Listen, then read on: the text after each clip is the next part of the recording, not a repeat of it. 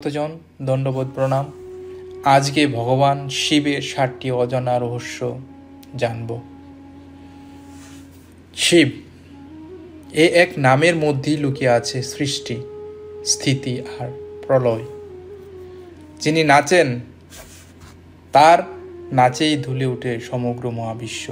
কিন্তু তুমি কি জানো, এই মহাদেব সম্পর্কে এমন 7টি সত্য আছে যা পৃথিবীর খুব কম মানুষই জানে। 1. শিবের কোনো জন্ম নেই।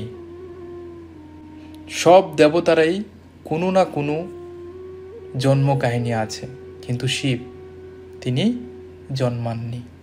তিনি সদা ছিলেন আদি যুগ থেকে। শিব মানে যিনি নেই তবুও আছেন। তিনি কোনো দেহ নন, তিনি অস্তিত্বেরই প্রতীক। যেখানে কিছুই নেই সেখানেই শিব। 2. শিবের 19টি অবতার। আমরা সবাই মহাদেবকে কেবল কৈলাসের নাথ হিসেবে জানি, কিন্তু জানো কি, পুরাণে শিবের 19টি অবতার বর্ণিত আছে, যেমন বীরভদ্র, হরিহর, মহেশ্বর, কীর্তিমান ও ভব। প্রতিটি অবতারই এক বিশেষ কর্মের জন্য অবতীর্ণ হয়েছিলেন। যখনই ধর্ম বিপন্ন হয়েছে, শিব রূপ বদলে এসেছেন। 3 নম্বর, গঙ্গা আসলে জলের নয়, করুণার প্রতীক। আমরা বলি গঙ্গা তার জটায় থেকে এসেছেন, কিন্তু সেটা শুধু গল্প নয়। প্রতীক অর্থে গঙ্গা মানে ঈশ্বরের করুণা। যে করুণা মাথায় রাখলে অহংকার গলে যায়। এই কারণেই ভগবান শিবের মাথায় গঙ্গা, কারণ তিনি শেখান করুণা ছাড়া শক্তিও বিপজ্জনক। 4. ডামরুর প্রথম শব্দেই ওম। যখন শিব নাচেন, তার ডমরু থেকে বের হলো প্রথম শব্দ ওম। সেই ওম থেকেই নাকি সৃষ্টির সূচনা। বিজ্ঞান যাকে বলে বিগ ব্যাং। পুরাণ সেই শব্দটাকেই ডাকে নাথ ব্রহ্ম, অর্থাৎ শব্দই হলো সৃষ্টি, আর সেই শব্দের জনক ভগবান শিব। 5 নম্বর, চাঁদ শিবের মাথায় কেন?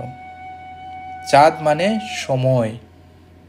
শিব চাঁদ ধারণ করেন কারণ তিনি সময়েরও ঊর্ধ্বে। আমরা সবাই সময়ে বাধা, কিন্তু শিবের দেন স্থির। তার কাছে কাল মানে ধ্যানের একটি তরঙ্গ মাত্র। তিনি শেখান, যিনি নিজেকে নিয়ন্ত্রণ করতে পারেন, তিনি সময়কেও থামাতে পারেন। 6. শিব যুগের প্রথম গুরু, আদি গুরু। যুগের শুরু কোনো মানুষ থেকে নয়, শুরু ভগবান শিব থেকে। তিনি প্রথম যুগী, যিনি ধ্যান ও সংযমের মাধ্যমে শেখান কিভাবে মানুষ নিজেকে চিনতে পারে। যিনি নিজেকে জয় করেছেন তিনিই মহাদেব। 7. কৈলাস কেবল পাহাড় নয়, এক জীবন্ত শক্তিক্ষেত্র। তিব্বতের কৈলাস পর্বত, পাখি উড়ে না, আর কেউ তার শীর্ষে উঠতে পারে না। বিজ্ঞান বলে এটি চৌম্বকীয় শক্তির ক্ষেত্র, আর যোগীরা বলে এটাই মহাদেবের ধ্যানস্থল, যেখানে আকাশ আর আত্মা এক হয়ে যায়। শিব কোনো কাহিনী নন, শিব এক উপলব্ধি। তিনি বাইরে নন, তিনি তোমার ভিতরেই। যখন তোমার অহংকার নীরব হয়, যখন তোমার মন স্থির হয়, সেই নীরবতার মধ্যেই শিবের উপস্থিতি। মনে রেখো, যিনি ভয়কে জয় করেন, যিনি প্রেমকে ধারণ করেন, তিনিই মহাদেব। ওম নমঃ শিবায়। হর হর মহাদেব। ওম ত্র্যম্বকম যজামহে সুগন্ধিম পুষ্টিবর্ধনম উর্বারুকমিব বন্দনান মৃত্যুর্মুক্ষীয়মামৃতাৎ।